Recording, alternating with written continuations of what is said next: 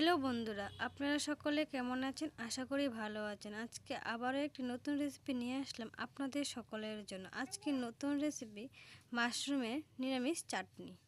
আজকে আপনাদের সাথে শেয়ার করব মাশরুমের নিরামিষ চাটনি আমরা কিভাবে করি। সম্পূর্ণ ভিডিওটা স্ক্রিপ্ট না করে দেখতে থাকুন। আপনারা কে কে মাশরুমের নিরামিষ চাটনি খেয়েছেন অবশ্যই কমেন্ট করে জানাবেন। মাশরুমের নিরামিষ চাটনির জন্য প্রথমে আমরা মাশরুমগুলিকে চিকন চিকন করে কেটে নেব। কথা বলতে বলতে আমাদের মাশরুমগুলি কাটা হয়ে গেছে। আমি মাশরুমগুলি কিভাবে কেটেছি দেখুন। তারপর আমরা একটা বাটি নিয়ে তার মধ্যে জল দিয়ে দিচ্ছি। মাশরুমগুলি এখন আমরা ভালো করে ধুয়ে নেব। ধোয়া শেষ হয়ে গেছে, এখন আমরা একটা পাত্রে নিয়ে নিলাম। তারপর গ্যাসে একটা পাত্র বসিয়ে দিলাম, তার মধ্যে জল দিয়ে মাশরুমগুলি দিয়ে 5 থেকে 10 মিনিট ভালো করে সিদ্ধ করে নেব।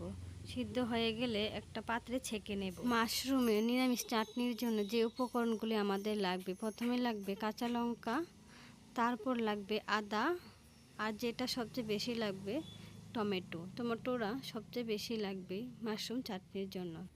তিনটা উপকরণ আমরা একটা মিক্সিং জারে নিয়ে নিলাম, নিয়ে জল দিয়ে এটাকে পেস্ট করে নিলাম।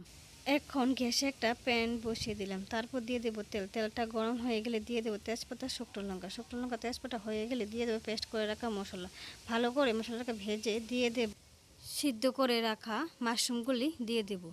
দিয়ে এটাকে ভালো করে 2-3 মিনিট নাড়াচাড়া করে দিয়ে দেব 2 চামচ হিংটা আমরা 2 চামচ দিয়েছি, আপনারা পরিমাণ মতো দেবেন। হিংটা দিয়ে আমরা মাশরুমগুলিকে ভালো করে ভেজে নেব। তারপর জল দিয়ে দেব। জলটা দিয়ে আমরা ভালো করে মিশিয়ে নেব মাশরুমগুলির সাথে। মিশিয়ে দিয়ে দেব ঢাকনা দিয়ে 10 থেকে 15 মিনিট ভালো করে সিদ্ধ করে নেব। মাশরুমের জলটা আমরা এত শুকাবো না, একটু হালকা ভিজা ভিজা রাখবো যাতে খেতে ভালো লাগে। আমাদের মাশরুমটা হয়ে এসেছে, এখন আমরা একটা পাত্রে নামিয়ে নিলাম। দেখুন কালারটা কি সুন্দর এসেছে।